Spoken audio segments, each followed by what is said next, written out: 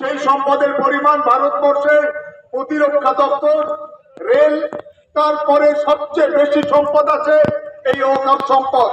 সেই ওয়াকফ সম্পত্তি, ওয়াকফ পুরো বিষয়টাকে সংশোধনী আইন এনে পুরো সরকার কবজা করার চেষ্টা করছে। 1947 সালের ভারতবর্ষ স্বাধীন হয়েছিল 15ই আগস্ট। আমরা হিন্দু মুসলমান শিখ ইসাই সবাই বুকের রক্ত ঢেলে দিয়ে ভারতবর্ষকে স্বাধীন করেছিলাম। আমরা আজকে যারা ভারতবর্ষে অবস্থান করছি, আমরা কেউ বাই চান্স ভারতবর্ষ নেই, বাই চয়েস ভারতবর্ষে আছি। আমার মাটি, আমার 14 পুরুষ এই ভারতবর্ষের মাটিতে শুয়ে আছে, সেই কবরস্থান কেড়ে নেওয়ার চেষ্টা হচ্ছে। 1949 সালের 22শে ডিসেম্বর বাবরি মসজিদে তালা লাগিয়ে দেওয়া হয়েছিল। আমরা খুঁজতে পারিনি। 1986 সালের 1 ফেব্রুয়ারি রাজীব গান্ধী সরকার বাবরি মসজিদের একাংশে পুজো করার অনুমতি দিয়েছিল, আমরা রুখতে পারিনি। 1992 সালের 6 ডিসেম্বর বাবরি মসজিদ শহীদ করা হয়েছিল, আমরা বাবরি মসজিদ শহীদ আটকাতে পারিনি, বাবরি মসজিদকে রক্ষা করতে পারিনি।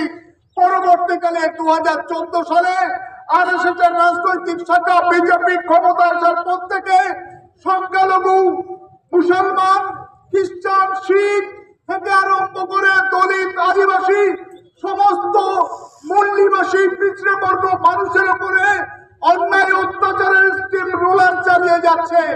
এবং সেখানে বিশেষ করে সংখ্যালঘু মুসলমানরা যেহেতু ভারতবর্ষে একটা বড় শক্তি, সেই তাদেরকে প্রথম টার্গেট করেছে এবং একের পর এক মসজিদ মামলা করা হচ্ছে, একের পর এক মসজিদ সেগুলোকে কবজা করার চেষ্টা হচ্ছে।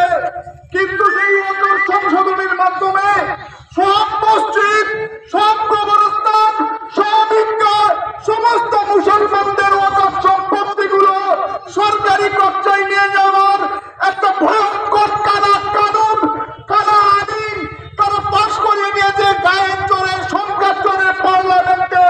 কিন্তু আমরা মুসলিমরা আমরা এই আইন মানি না। এই আইন সংবিধান বিরোধী, এই আইন দেশের আইন বিরোধী। সংশোধনী আইন আমাদের ভারতবর্ষের সংবিধানের আর্টিকেল 25 যে স্বাধীন ধর্মাচরণের অধিকার, সেটাকে কেড়ে নেওয়া হয়েছে, কেড়ে নেওয়ার চেষ্টা হয়েছে। তাই যে কোনো মূল্যে আমাদের এই আইনকে বাতিল করার জন্য আমাদেরকে লড়াই জারি রাখতে হবে বন্ধু। তাই জোশের সঙ্গে নয়, হুশের সঙ্গে দীর্ঘমেয়াদী লড়াই লড়তে হবে। আমরা বারে বারে হেরে গেছি, কিন্তু এবার আমরা হারব না। আমাদের দেওয়ালে পিঠ থেকে গেছে, আমাদের পেছন দিকে যাওয়ার কোনো রাস্তা নেই, সামনে এগোতে হবে। এবং সেই লড়াই, সেই সংগ্রামে আপনারা হিম্মতের সঙ্গে, ন্যায়ের সঙ্গে, সত্যের সঙ্গে এগিয়ে যেতে হবে। মনে রাখতে হবে যে আজকে আমরা হিন্দুদের বিরুদ্ধে নয়, আমরা আরএসএসের বিরুদ্ধে, ব্রাহ্মণ্যবাদী ব্যবস্থাপনার বিরুদ্ধে। বিজেপি যে ভারতবর্ষ চায়, আসলে তারা কেউ হিন্দু নয়, তারা হিন্দুত্বের কথা বলে। হিন্দু আর হিন্দুত্ব আলাদা, মানুষকে বিভ্রান্ত করছে। আজকের পার্লামেন্টে 233 জন এমপি তারা এই বিলের, এই আইনের বিরুদ্ধে তারা ভোট দিয়েছে। তাই সব রাজনৈতিক দল, সমস্ত ধর্ম বর্ণের মানুষ সবাইকে একসাথে নিয়ে এই লড়াই আমাদেরকে লড়তে হবে। এই সাম্প্রদায়িক আইন, এই বিভেদমূলক আইন অবিলম্বে প্রত্যাহার করতে হবে। এবং আজকে মুসলমানরা প্রথম টার্গেট, তারপরের টার্গেট খ্রিস্টান শিখরা, তারপরের টার্গেট দলিত আদিবাসীরা।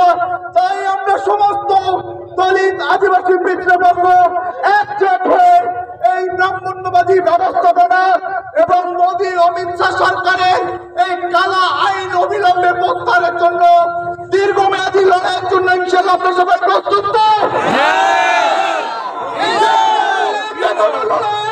আমরা আপনাদের আগামী দিনের সাথে পাবো।